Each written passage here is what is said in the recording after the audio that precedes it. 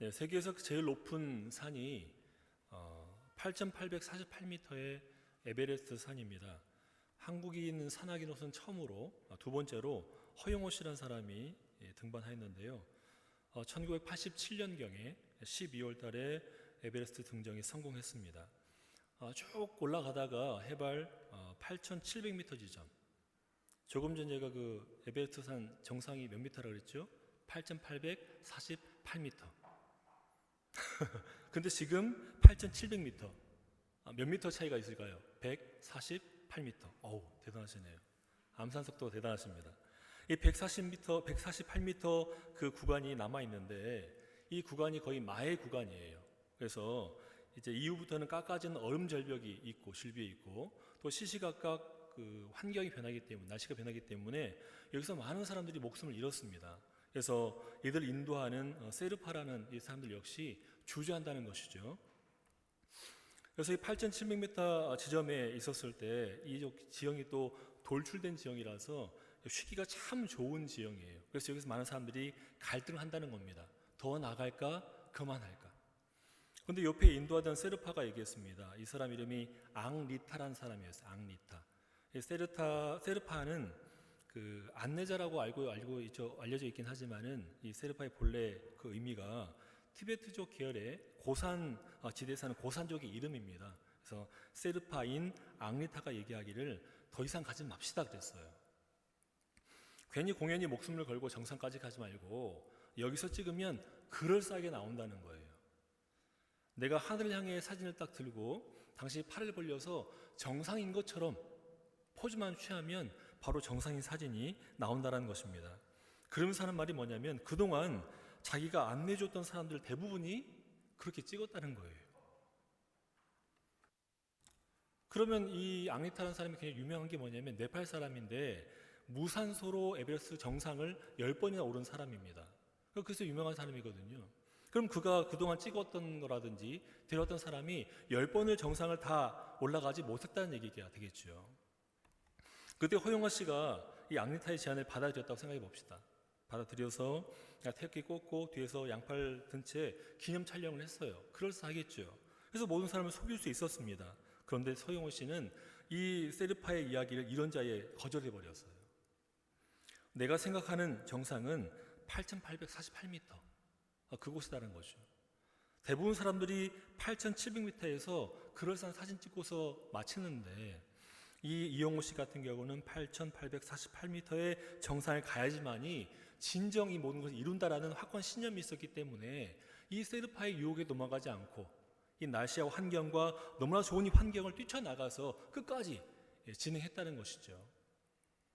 결국은 정상에서 사진을 찍고 만족하는 마음으로 내려왔다는 것입니다. 영혼을 품고 부활의 소망을 품고 있는 그리스도인들 마찬가지겠죠. 중간에 많은 외로움과 괴로움과 또 유혹들이 있을 것입니다. 근데 그런 모든 과정 속에서 내가 이겨나갈 수 있고 승리할 수 있는 것은 우리 마음속에 있는 세상과 그 무엇과도 견딜 수 없는 부활의 소망이 있는 것이고 영원이 있기 때문에 그 유혹에서 자유로워질 수가 있다는 것입니다. 오늘 본문의 말씀은 더 좋은 언약의 중보자이신 예수님에 대해서 이야기 나눌 건데요. 이 예수님의 그 은혜에 우리가 참 얼마나 큰 은혜를 또 입고 감사할 수밖에 없겠습니까? 왜냐하면 정말 값진 이 구원을 우리에게 허락해 주시기 때문인 것이죠. 또한 그 중보자가 되어 주셔서 우리 가운데 큰 은혜를 끼친다는 말씀인데 한번 살펴보도록 하겠습니다. 8장 1절을 보시면 지금 우리가 하는 말의 요점은 이러한 대제사장이 우리에게 있다는 것이라.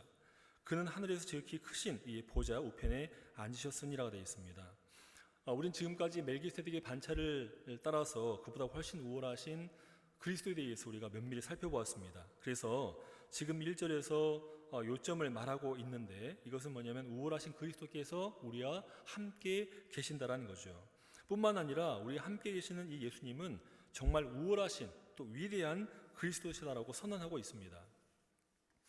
이 예수님의 위대성을 몇 가지 살펴볼 수 있는데요. 첫째는 그 성품이 정말 위대합니다. 온갖 질시를 받고 또 고통을 당하신 그 인간사에서 친히 온몸으로 겪으신 이후에 승리하셨어요. 예수님 우리 하나님께서 말씀하실 때 5년자로 꼽힌 사람이 누가 있었습니까? 모세가 있었죠. 이 모세 역시 이 민수기 20장을 보면은 그 큰 잘못을 저지릅니다. 민수기 20장을 보면 그 배경이 12정탐꾼을 가나안 땅에 보냈지요. 갔는데 돌아와서 갈렙과 여호수아 말고는 전부 다 부정적인 얘기를 했어요. 우린 그들 앞에서는 뭐 메뚜기와 똑같다. 곧 다 죽임 당할 것이다. 큰일 났다라고 얘기했었어요. 이때 하나님께서 진노하시면서 너희가 40일 동안 거기를 정탐했으니까 40일 중에 하루를 1년으로 잡아가지고 40년간 광야 생활을 하게 될 것이라고 말씀하셨습니다. 그래서 그 광야 생활 40년을 마치고 1세대가 다 죽었어요. 이제 2세대가 있는데 2세대 앞에서 처음으로 행하는 그 순간이 바로 민수기 20장의 말씀입니다. 그런데 이때 2세대가 얘기하기를 물을 달라라고 강렬하게 저항을 했어요. 이때 모세가 어떻게 했습니까? 분을 내면서, 화를 내면서 내가 너에게 물을 내랴 그러면서 반석을 2번 쳤거든요.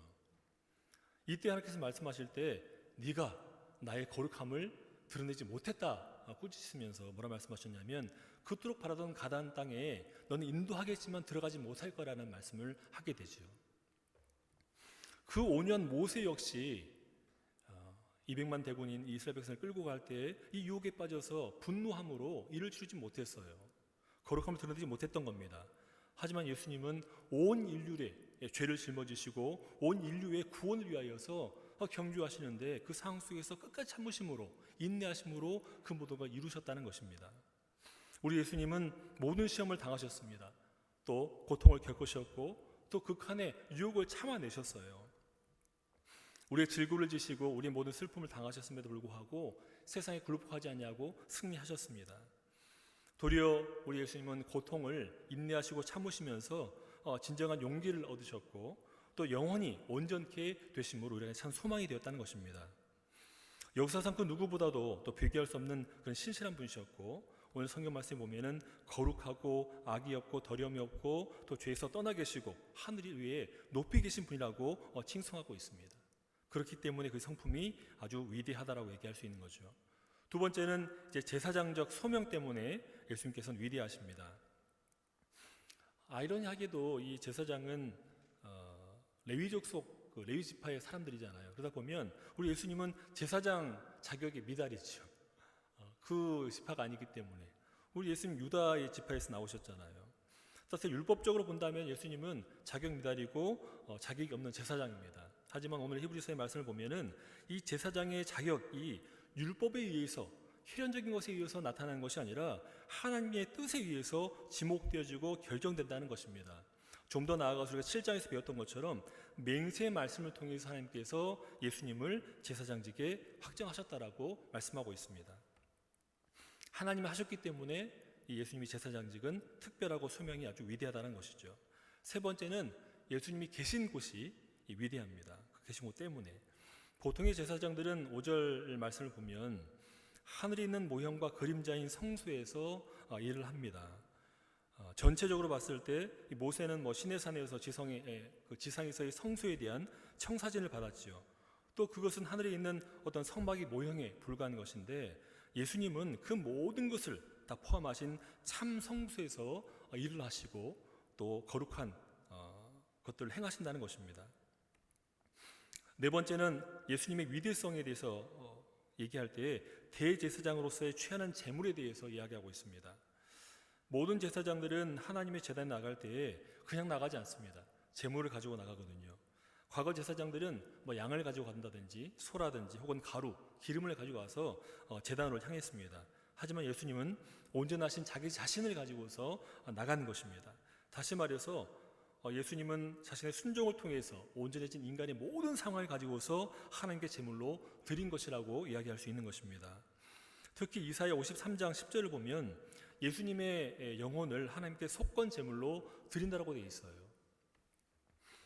속건 제물이라 하면 우리가 잘 알고 있는 것처럼 성소에 있는 성물을 파괴했을 때, 파손했을 때, 혹은 이웃의 물건에 대해서 손해를 끼쳤을 때 이 보상을 전제로 하는 그 제사가 바로 이 속건제거든요.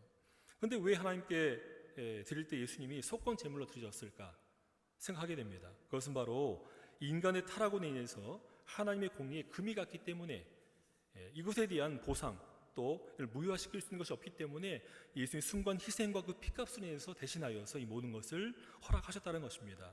그래서 이사야 53장 11절 말씀을 보면 그가 자기 영혼에 수고한 것을 보고 만족하게 여길 것이다라고 말씀하시면서 예수님의 그 보혈의 피와 그 공로로 인해서 그 희생으로 인해서 하나님의 공의가 원상 회복이 되어지고 또한 그 희생으로 말미암아 하나님께 만족이 되어지고 우리 가운데 큰 구원의 기쁨이 임하게 되었다라고 말씀하고 있습니다. 정리하자면 순전한 어린 양 같은 예수님의 그 인간적인 인간의 어떤 불순종으로 인한 그 속죄의 의미로서 예수님이 드려진 바 된 것이고 속죄 제물로 또 하나님의 권위와 공의가 배상되어지는 그 의미에서 속건 제물로 드렸다는 것을 말씀하고 있습니다. 또 이 두 과정을 통해서 하나님께서 만족하시고 우리 인간에게는 이 겸하여 드린 그 제사로 인해서 완전한 구원의 사역이 완성되었다라고 말씀하고 있는 것입니다. 마지막으로 예수님은 그의 사역이 주는 유익 때문에 위대하다라고 말씀하고 있습니다. 과거의 제사장들은 인간의 죄를 위해서 제사를 드렸습니다. 또 매일같이 인간은 이 제사를 드렸지만은 인간의 그 마음까지 그 마음에 있는 어떤 온전한 치유가 없었던 거예요. 그래서 하나님께 나아갈 때 온전케 되기 위하여서 또 정결케 되기 위하여서 제사를 드렸는데 예수님의 희생은 인간의 영혼을 완전히 고칠 수 있기 때문에 그 위대성이 있다는 것입니다. 그래서 더 아름다운 직분을 갖고 계신다라고 말씀하고 있는 것이죠. 히브리서 10장 10절을 보게 되면 이 뜻을 쫓아 예수 그리스도의 몸을 단번에 들이심으로 말미암아 우리가 거룩함을 얻었다라고 말씀하고 있어요. 그 위대한 유익이 우리에게 거룩함을 주신 것이라고 분명히 말씀하고 있습니다. 이는 원죄에 있어서도 마찬가지입니다. 예수님의 단번에 되신 그 희생 때문에 죄의 노예였던 우리의 어떤 위치, 신분이 하나님의 자녀가 되는 거룩함을 입게 되었다는 것입니다. 더 나아가서 6절의 말씀을 보면 그는 더 좋은 약속으로 세우신 더 좋은 언약의 중보자시라고 말씀하고 있어요. 우리의 구원의 이 확실함 또 온전한 언약의 중보자가 되어주셔서 우리가 그 길을 걸어감이 있어 부족함이 없도록 만들 수 있는 하나님의 은혜를 우리가 볼 수 있는 것입니다. 7절을 보면 저 첫 언약이 무음하였더라면 둘째 것을 요구할 일이 없었으려니와 라고 되어 있습니다. 8절 9절 이어서 보면 그들이 잘못을 지적하여 말씀하시되 내가 이스라엘 집과 유다 집과 더불어 새 언약을 맺으리니 그들은 내 언약 안에 머물러 있지 아니하므로 내가 그들을 돌보지 아니하였노라라고 말씀하고 있어요. 첫 언약이 무음하였더라면이라고 해서 알 수 있는 것처럼 첫 언약이 어떻다는 얘기입니까? 불완전하다는 얘기예요. 그러면 이 히브리서가 쓰여진 그 당시에 이 할례파 유대인들이 주장했던 게 뭡니까? 바로 주장했던 게 뭐냐면 할례를 받아야 되고 할례 받은 상태에서 너희가 율법을 지켜야지만이 진정한 구원이 너에게 임한다라는 것이었습니다. 근데 그들이 말하고 있는 이 율법이라는 것은 장로 유전을 얘기하는 것인데 613개로 이루어져 있습니다. 우리가 이렇게 들었겠지만은 613개 중에 하지 말아야 될 게 365개. 우연의 일치일지 모르겠지만 1년이 365일이죠. 365개가 하지 말아야 될 걸로 되어 있고 하라는 것이 바로 248개. 토탈에서 613개인데 이 중에서 안식일에 관련된 게 한 4개 정도 된다고 합니다. 여러분 어떤 성자, 뛰어난 성자를 하더라도 이 613개를 다 지킬 수가 없어요. 불가능하죠. 회칠한 무덤처럼 그럴싸하게 율법을 지키는 것처럼 그들이 불순한 연기를 펼칠 수는 있어도 완벽히 지켜서 구원받는다는 것은 이루어지지 않습니다. 있을 수도 없는 일이고 할 수도 없는 것입니다. 이 율법 그 자체가 불완전한 것인데 이 불완전한 율법을 지킴으로 구원받는다는 것은 더욱더 말이 안 되는 것이죠. 그래서 10절 말씀 보면 또 주께서 이르시되 그날 후에 내가 이스라엘 집과 맺을 언약은 이것이니 내 법을 그들의 생각에 두고 그들의 마음에 이것을 기록하리라. 나는 그들에게 하나님이 되고 그들은 내 백성이 되리라고 말씀하셨습니다. 이 말씀을 우리가 이해하려면 출애굽기 19장 5절과 6절 말씀을 우리가 보면 더 쉽게 이해할 수 있어요. 우리는 다 외우고 있으니까 한번 같이 한번 얘기해 볼까요? 시작. 세계가 다 내게 속하였나니 너희가 내 말을 잘 듣고 내 언약을 지키면 너희는 모든 민족 중에서 내 소유가 되고 너희가 내게 대하여 제사장 나라가 되며 거룩한 백성이 되리라. 이렇게 말씀하셨잖아요. 이 말씀과 빗대 생각해 보면 이 언약의 말씀은 하나님께서 모세하고 세우신 돌판에 새겨진 신의 산 언약입니다. 그런데 이 히브리서에서는 이 언약을 돌판이 아닌 그들의 생각에 두고 마음의 세계라고 말씀하고 있어요. 이번 대통령 당선인은 공간이 사람을 지배한다라고 잘못 외운 거겠죠. 예. 공간이 사람을 지배한다 했었는데 정신이 육체를 지배하듯 사람이 공간을 지배하는 것 아니겠습니까? 그 생각 속에 율법을 두고 언약을 두고 또 마음에 새긴다는 것은 온 힘을 다하여 그 말씀을 생각한다는 것입니다. 그럼 이 생각에 두고 마음에 새긴다는 것이 구체적으로 무엇을 말씀하는 것일까요?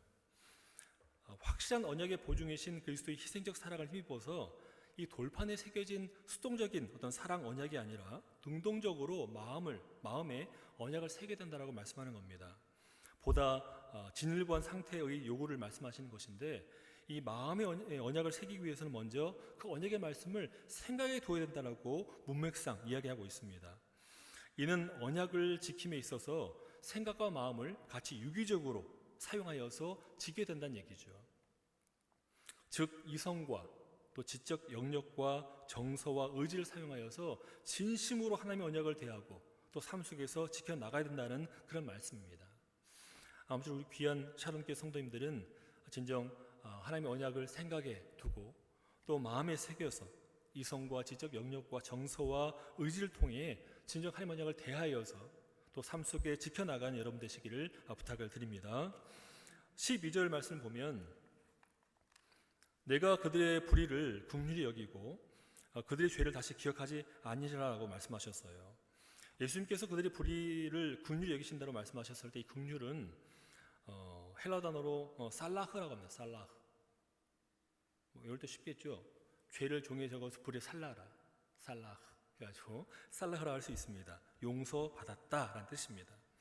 우리 예수님께서는 우리의 죄악을 발견하셨을 때 그 죄를 정죄하기보다는 용서해 주신다는 거예요.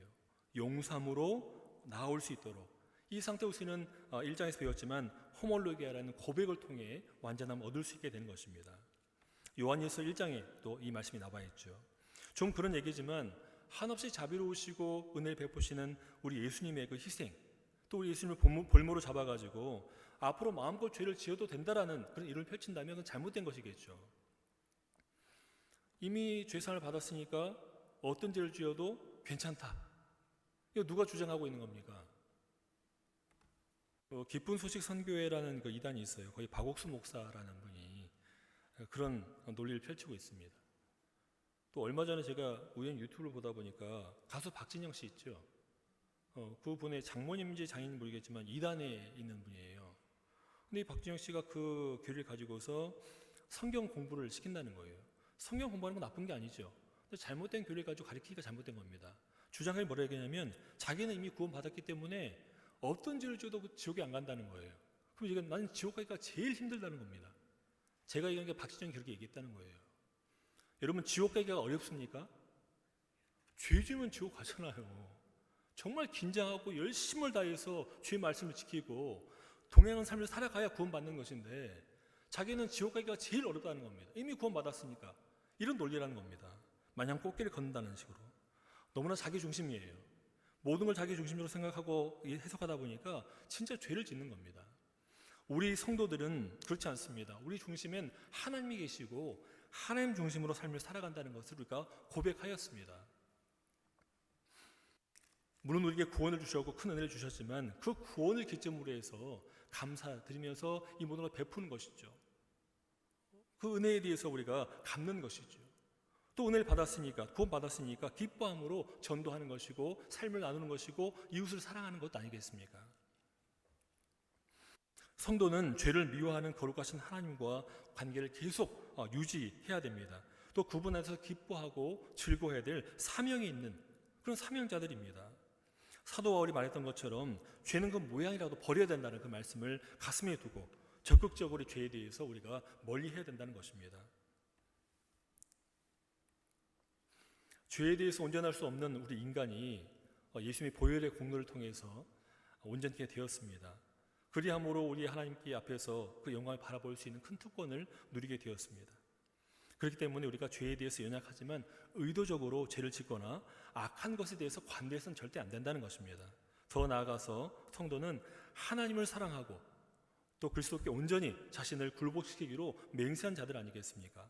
이럴 때 하나님께서는 육신의 연약함으로 죄를 범한 성도들에 대해서도 또한 그들이 입술을 열어서 회개할 때 그 용서를 해주신다는 것입니다. 또 오늘 말씀처럼 그들이 하나님의 거룩한 속성인 그 거룩성에 대해서 진심을 다해 열심을 다할 때 그들 모두의 죄를 다시는 기억하지 않아 하시겠다라고 말씀하신 것입니다. 이걸 오해하면 안 된다는 거예요. 9장 1절을 보시면 1절과 2절, 첫 언약에도 섬기는 예법과 세상에 속한 성소가 있더라. 예배한 첫 장막이 있고 그 안에 등잔대와 상과 전설봉이 있으니 이는 성소라 일컫고라고 되어 있어요. 우리 교회는 성막의 개념과 또 레위기의 모든 말씀이 굉장히 익숙해져 있습니다. 성경 강좌를 많이 했기 때문인데요. 근데 기성교회 같은 경우는 익숙하지 않아요. 약간 껄끄러운 부분 중에 하나입니다. 성소 1년에 한두 번 다룰까 말까고요. 레위기 거의 다루지 않습니다. 서로 간에 피곤해지니까 잘 안 들어요. 그래서 이 교인들이 좀 반짝이는 사건이라든지 재미를 추구하는 예화라든지 혹은 도깨비 방망이처럼 복을 주는 이야기들 거기에 메말라 있어요. 목말라 있어요. 그러니 해주기를 원하고 또 하기를 원해요. 이 부분이 가장 힘든 거죠. 전할 말씀을 전해야 되는데 그들의 요구를 들어줄 것인지 하나님 말씀을 전할 것인지 택해야 된다는 것이죠. 가장 좋은 것은 요구를 들어줌과 동시에 정확한 말씀이 나간다는 게 정말 중요할 수 있겠습니다. 그럼 우리 성막을 한번 보도록 하겠습니다. 우리가 잘 알고 있는 것처럼 성막은 보면 문을 해주고 들어가게 됐을 때 성막에 뜰이 있죠. 뜰 중앙에 번제단이 있습니다. 넘어가면 이제 성소 바로 앞에 노수된 물두멍이 있어요.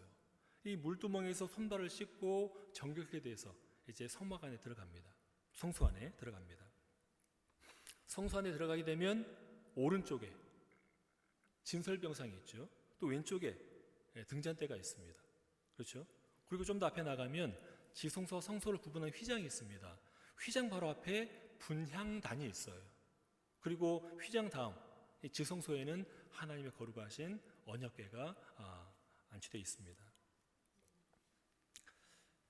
다음으로 3절과 4절을 보면 또 둘째 휘장 뒤에 있는 장막을 지성소라 일컫나니 금향로와 사면을 금으로 싼 언약궤가 있고라고 되어 있어요. 좀 걸리는 부분이 있죠. 지성소 안에 금향로와 사면을 금으로 싼 언약궤가, 언약궤 있는 건 우리가 이해하는데 향로가 있다는 얘기예요. 지성소 안에 언약궤 말고 금향로가 있다는 이 말을 제가 공동번역 성경을 찾아보니까 여기서도 금향단이라고 되어 있어요. 금향단. 또 라틴 바이블이라든지 킹제임스 버전을 보니까 쇠사슬이 달린, 들고 이동할 수 있는 사슬이 달린 금향로라 되어 있습니다. 또 이 향로라는 단어를 헬라어로 찾아보니까 뒤미아테리온이라 해가지고 이 단어 자체가 향단과 향로 두 개를 다 포함하는 단어였어요. 그러니까 선택에 의해서 해석이 되는 것이죠. 좀 더 찾아보니까 70인역에서는 향로로만 기재가 되어 있고 요세푸스라든지 필로 같은 경우는 이제 향단이라는 의미를 사용하였습니다. 어쨌든 향단인 이 디미아테리온 같은 경우는 본래 성소에 속한 것이죠. 지성소가 아닌 성소, 그 휘장 바로 앞에 위치해 있는 것이 바로 분향단입니다. 그래서 이 문제 어떻게 해결해야 될까 고민을 했어요. 많이 찾아보고 했더니 이 지성소에 있는 기물로 나타나고 있는 이 향로에 대해서 지성소의 관계를 보면 알 수가 있다는 겁니다.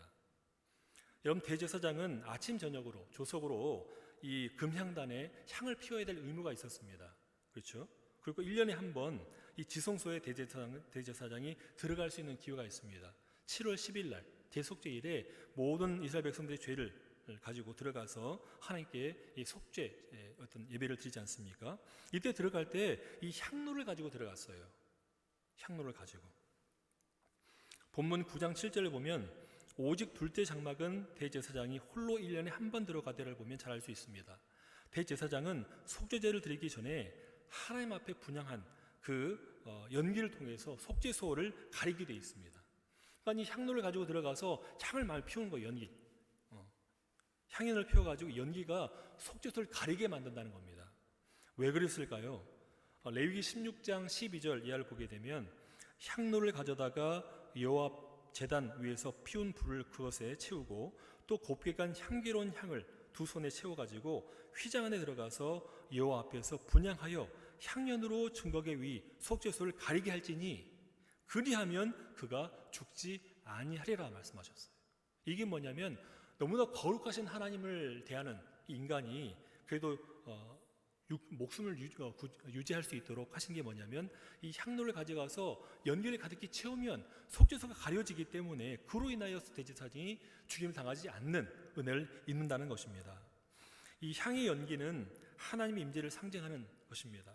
그래서 언약궤와 속죄소를 가리워서 범죄한 인간이 살아남을 수 있도록 죽음을 면할 수 있도록 하신 것입니다. 이 향로라는 것은 항상 지성소에 있는 것은 아니에요. 이렇게 본다면. 하지만 들어가다 나올 수 있는 것이죠. 이렇게 보면 지성소에 속한 기물로는 볼 수가 있는 것이죠. 그러니까 고정되어서 배치된 기물이 아니라 들어갈 수 있는 지성소에 속한 기물로는 우리가 생각할 수 있다는 것입니다. 이런 뉘앙스로 우리가 생각해 보면은 이 향로가 지성소에 있다는 얘기는 지성소에 속한 긴밀한 관계가 맺어 있는 그 기물이구나라고 우리가 이해할 수 있는 것입니다. 근데 중요한 것은 이 금향단에서 사르고 또 금향로에서 향을 피워서 가져가는 지성소에 들어간 이 향은 하나님만을 위해 만든 특별한 향이었다는 것입니다. 하나님만을 위한 거였다는 거예요. 또 이것은 우리 모두의 어떤 기도라든지 찬양을 상징하기도 했었습니다. 그래서 이 모든 걸 가지고서 이 대제사장이 이 지성소에 들어가면 이 모든 게 향기로운 제물이 되어서 하나님께 상달했다는 것이죠. 이렇듯 과거 지상 장막의 지성소에서 드려진 대제사장의 분향이 자신과 백성을 위한 기도라고 했다면 참 성소에서 대제사장이신 예수님께서는 어떻게 하셨느냐? 바로 언제나 우리를 위해서 끊임없이 우리가 선한 길에서의 약진과 거룩한 삶을 살아갈 수 있도록 끊임없이 중보하는 그 역할을 하고 계신다는 것을 우리가 알 수 있어야 된다는 것입니다. 또 본문 5절을 보면 그 위에 속죄소를 덮는 영광이 그룹들이 있으니라고 되어 있습니다. 이 속죄소는 언약궤의 그 뚜껑이 있는데요. 양쪽에 이 케루빔, 그룹들이 날개를 펼치고 있죠. 그래서 양쪽 모아져 있는데 모은 그 끝, 날개 끝 바로 밑이 바로 속죄소라고 이야기합니다. 헬라어로 힐라스테온이라 얘기하는데 화해시키다 혹은 속죄하다, 은혜롭게 하다라는 그 뜻이 달려 있습니다. 또 구약 히브리어로는 카포레트라 되어 있는데요. 은혜의 자리, 또 자비의 자리라는 그 뜻을 지닙니다. 결국 뭐냐면 하나님과의 화해하는 이 표시가 바로 속죄인 것이고 그 속죄가 일어나는 것이 바로 속죄소라고 말씀할 수 있는 것이죠. 이 모든 것은 이 개인의 노력에 의해서 이루어지는 것이 절대 아니라는 것입니다. 전적으로 하나님의 은혜에 의해서 하나님의 작정에 의해서 이 모든 은혜가 일어난다는 것이죠. 그렇기 때문에 우리가 부를 때는 은혜의 자리다, 자비의 자리다, 또 시온자라고 표현하는 것입니다. 또 하나님을 보좌하는 천사가 날개를 펴고 있으니 하나님의 임재 역시 상징하는 것이죠. 또 대제사장이 7월 10일 날 이 지성소에 들어가게 되면 이 수송아지의 피와 염소 피를 가지고 들어갑니다. 그래서 수송아지의 피를 이 손가락으로 찍어가지고 이 속죄소 이 동편에 뿌리고 또 속죄소 바로 앞에 7번 뿌리게 돼 있어요. 또 이 염소의 피를 가지고 또 손가락으로 묻혀서 속죄소 위와 또 속죄소 바로 앞에다가 이 피를 뿌렸다는 것이죠. 이 모든 제사의 예법은 결국 인간과 하나님과의 화목이 이루어지는 것, 이 모든 것이 전적인 하나님의 은혜임을 다시 한번 고백하는 것이고 확인하는 과정이라는 것입니다. 우리에게 오신 완전한 대제사장이신 그리스도 예수님께서는 지성소를 가로막고 있는 휘장을 찢으셨어요. 그 희생으로 말미암아서. 그래서 우리를 이 은혜의 자리로 인도해 주셨습니다. 일반인은 물론이고요, 제사장 또 대제사장까지도 임의로 출입할 수 없는 그 지성소를 우리가 그 엄중한 은혜의 보좌에 나갈 수 있도록 또 개개인이 나갈 수 있도록 우리 예수님께서 그 문을 활짝 열어주신 것입니다. 이제는 우리가 다 알고 있는 것처럼 누구든지 믿음을 가지고 이 문으로만 들어가기만 하면 우리는 하나님과 화목할 수 있습니다.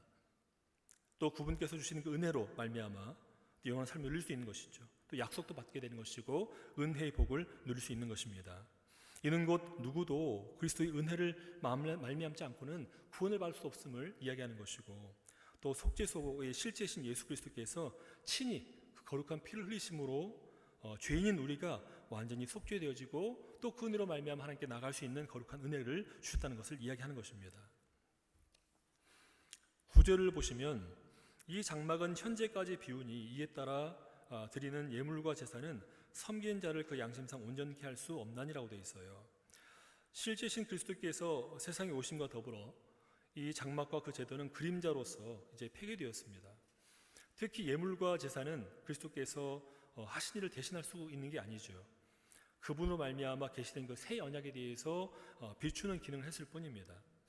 우리가 살펴봐야 할 부분은 9절 하반절입니다. 같이 보시면 그 양심상 온전하게 할 수 없나니라고 되어 있어요.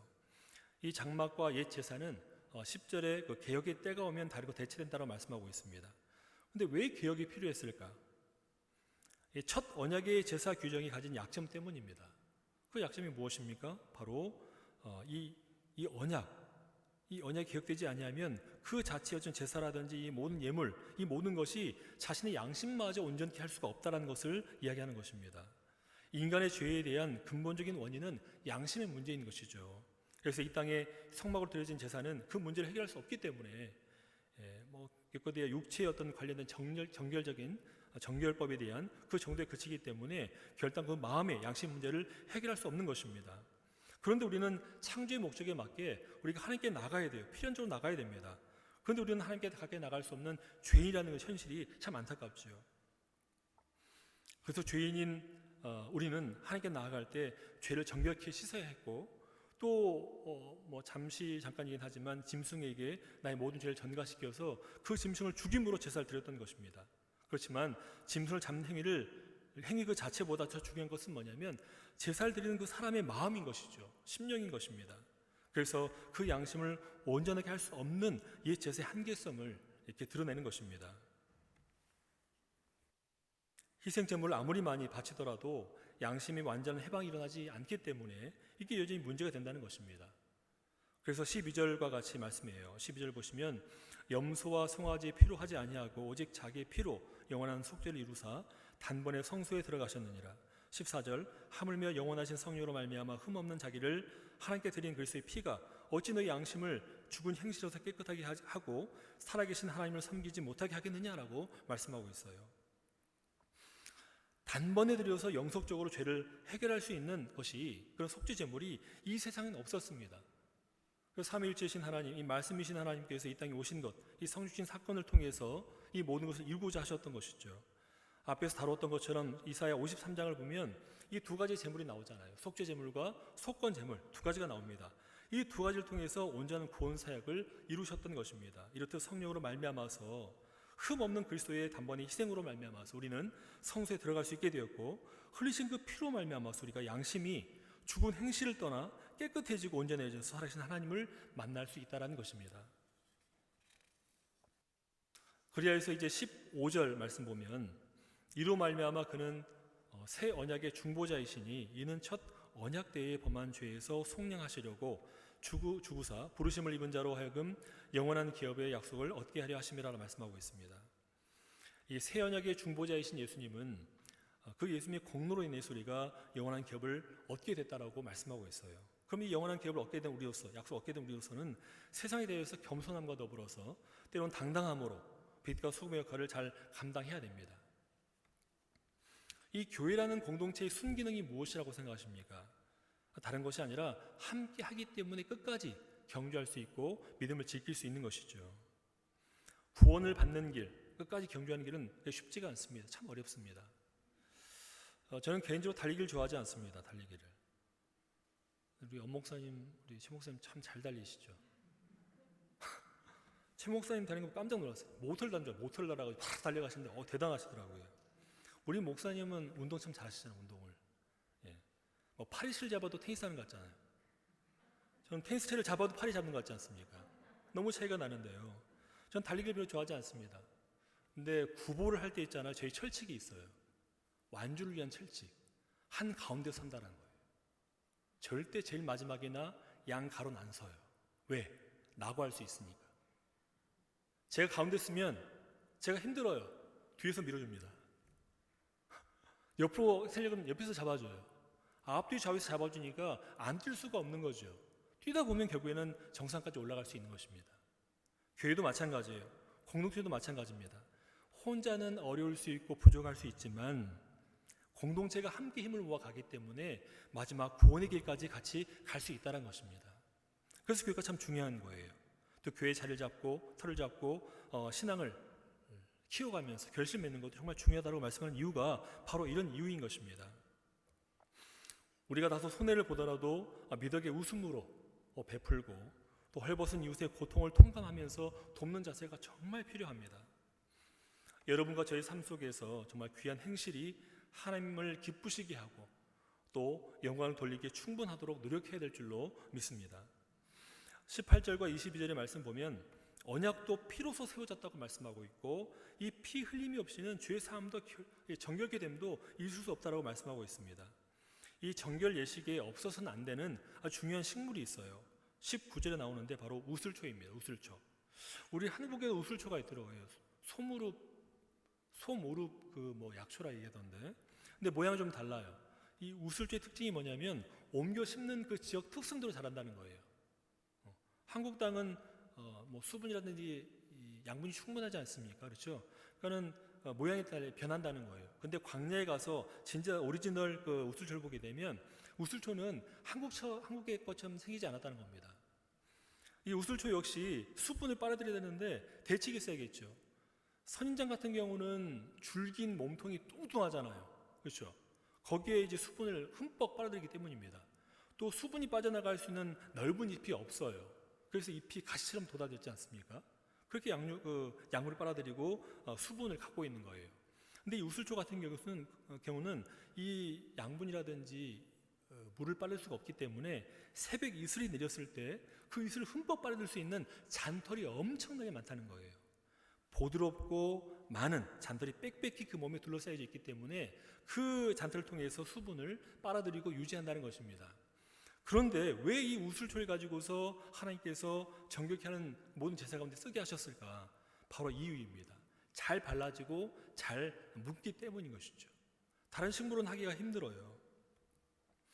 그런데 또 이 우슬초가 특이한 게 뭐냐면 자기를 보호하기 위해서 독을 내뿜어요. 그 독이 뭐냐면 향입니다. 향기가 나요. 그래서 이스라엘 사람들은 이 3월 되기 전에 우슬초를 다 모아다가 바짝 말려가지고 이게 가루를 내면은 우리 그 젠피처럼 독특한 향을 내고 향신료가 돼서 정말 유용하게 쓰인다는 겁니다. 여기서 알아드릴 게 여러분 출애굽할 때 6월절 3월쯤 되니까 6월절이 이때 이 백성들 가운데 모두 갖고 있는 게 무엇이겠습니까? 다 우슬초를 다 걷어들여 가지고 있었던 거예요. 그래서 출애굽할 때에도 문설주에 발랐던 것, 어린 양의 피를 발라야 되는 뭘로 발랐을까요? 이때도 우슬초를 발랐어요.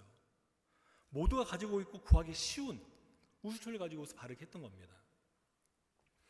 우리가 여기서 눈여겨봐야 될 것은 우슬초가 기능적으로 좋긴 하지만 왜 꼭 우슬초로 하라고 하셨을까요? 바로 흔한 식물이기 때문에 그래요. 광야 가면 볼 수 있는 식물이기 때문에 또 쉽게 구하고 쓰고 있기 때문에 이걸 쓰게 하신 겁니다. 이걸 풀어본다면 흔하게 구할 수 있는 것을 가지고 정결케 하라는 거예요. 이 얘기는 곧 모든 이가 정결케 되어서 나에게로 나오길 원한다는 그 말씀을 하시는 것입니다. 구하기 어려운 것, 만약에 하나님께서 백년분 산삼 갖다가 발라서 해라, 혹은 살아있는 호랑이 코털을 뽑아다 드려라, 누가 할 수 있겠습니까? 누가 구원받겠습니까? 다 죽는 거죠. 그거 죽으란 얘기 아니겠어요? 하지만 하나님께서는 모두가 구할 수 있는 우슬을 가져다가 정결케 하는 의식을 행하고 나에게로 갖고 나오라고 말씀하셨어요. 예수님의 구원도 마찬가지입니다. 이미 그 고통 가운데 다 모두 쏟고 흘리셨어요. 피를 다 흘리심으로써 구원을 다 이루셨습니다. 이제 그 예수님의 그 이름을 가지고서 은혜 보좌 나오면 되는 것이죠. 근데 그것마저 거부하는 자들이 있으니 참 안타까울 노릇입니다. 너무나 값없이 주셨기 때문에 귀한 걸 몰라요. 하지만 우리는 그 귀한 것을 알기 때문에 최선을 다해 삶을 살아가는 것입니다. 모든 인생을 구원받아 하나님께 나오기를 간절히 바라는 우리 예수님의 그 마음을 온몸으로 우리가 느낄 수 있는 것이죠. 구원하여 주심에 감사하고 또 그리스도인의 품위를 지키면서 삶을 살아가심으로 또 세상과 소금의 빛을 역할을 감당하신 여러분 되시기를 부탁을 드립니다. 시간이 많이 지나서 다른 것은 다음 달에 이어가도록 하겠습니다. 기도하시겠습니다. 거룩하신 하나님 은혜를 감사합니다. 우리 모두에게 주신 그 구원이 얼마나 귀한 것인지 깨닫게 되었습니다. 구하기 쉬운 우슬초를 가지고 정결케 되어서 하나님께 나오길 원하신 하나님의 마음을 우리가 느낄 수 있었습니다. 그 귀한 부르심에 응답할 수 있게 도와주시고 사명자의 마음을 가지고 삶을 살아갈 수 있는 저희 모두가 될 수 있도록 하나님 인도하여 주시옵소서. 이 모든 말씀 거룩하신 예수님의 이름으로 감사하며 기도드립니다.